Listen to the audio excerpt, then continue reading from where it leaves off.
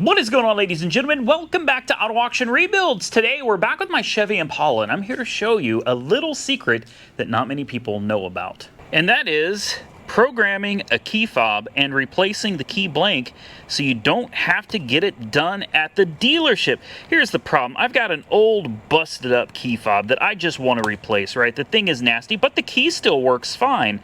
Well, I bought this off Amazon for $15, and that is the goal, to show you guys how to do this for $15. Not just fixing your key and replacing and reprogramming the fob, but adding remote start to a car that doesn't already have it. As you can see, these are my original key fobs, and they work. They work fine. Both of them function properly. This one is a little torn up, but it works. So the goal is to get rid of these key fobs and to try to see if, while saving some money getting a brand new key fob, we can get remote start working. I want you to see this key fob does nothing. This is brand new. This is not an OEM. You'll notice there's no Chevy emblem on the back. This is a generic key fob that I got off Amazon for $14 and change. I'm going to put a link to this key fob below. This does not just apply to the Chevy Impala. This is going to apply to almost all of your GM vehicles from this era. That's right. You can add remote start without going to the dealer. And if nothing else, maybe you don't want to add remote start, or maybe you already have it. At least this video will show you how to fix your existing key fob with a new one. I'm going to show you that right now, and this is very simple. Find yourself, for me, I'm going to use this drill bit. It's a teeny tiny drill bit, and I'm going to use a hammer.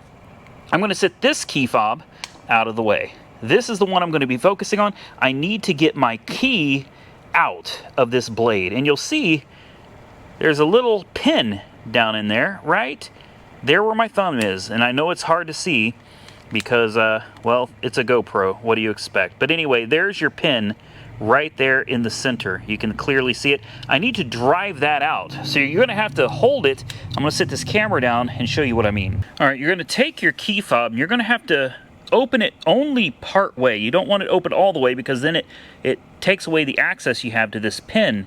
I'm going to take my drill bit and I'm going to stick it right in the center where this pin is. And I'm going to take a hammer and I'm just going to tap, just like that. And I'm going to cut my freaking finger open. That was not the move. All right, so we're going to bring our key out right here, and we're going to have to hold it open in such a way that we can access this pin, because if you go too far that way or too far this way, you can no longer access this little pin. And the goal is to try to drive it out. And you want to be gentle. I'm using a little drill bit, and I'm going to hold the drill bit in here, and I'm going to try to just kind of gently tap this out. And as you can see, the key blade is not trying to close anymore because we've actually interfered with the movement by driving this pin out. So we've got a little bit further to go, and then hopefully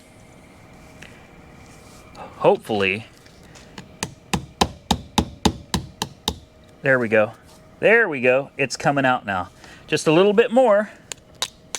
You don't want to lose that roll pin either, guys. So be very careful to not lose it. All right, you're going to take your new key fob and do the exact same thing. You're going to punch that pin out, and then you're going to pull that blank blade completely out, right? You don't need this. Toss it to the side. Grab the blade that you had already taken off, the one that's already cut from your old fob, and you're going to install it on the new one. Make sure that that groove, here is the front of your key fob right here, and you want to make sure that this groove is facing the inside, just like this, because you got to push it in, and then we're going to drive that pin right back in, and then you're going to have a perfectly good brand new working key. But the key fob is not going to work yet because we have to program it. So what I'm going to do is I'm going to push my pin back into this hole, and I'm going to show you how to program this fob to the car and how to make your car that does not come factory with remote start actually have remote start for free. It costs you nothing except a $14 to $15 key fob on Amazon. Now, if you're wondering how to push that pin back in, grab yourself a pair of vice grips or needle nose pliers, and you can just angle them and push it in. And look at that. Problem solved. The pin is now in, the key fob is attached to the blank, and now we can program this to our car. So here I've got my 2 fobs, and I want to show you, obviously the new one does nothing. And I don't think the new one will even start the car. See? The new one will not do anything at all. So we're going to set the new one to the side. Here's the old one. This one works perfectly. And you can see if we start the car starts no problem. All right, so let me show you how to do this. This is super simple. You take a good key and you turn the ignition on, put it in, turn it on, turn it off, pull it out, take your new key, put it in, turn it on, and it starts. It's programmed. That's it. That's all there is to it. That's all there is to it. Now, when we take the new key out, it should have lock, unlock, but the question is, does it have remote start? Because it's a big deal to me. Let's find out. Let's lock it. I don't remember how to do it. Do you push it twice? Do you hold it? Oh, come on. Everything else works. Unlock. Lock. Oh, bummer. I'm going to try one more time. This is really depressing. Lock, hold. It's not going to do it, is it? No. Well, that's a shame, guys. Oh well, I mean, I still have a new key fob to replace the old one. It works, and it was only $14 and change on Amazon. So I'm not too upset, but I really was hoping that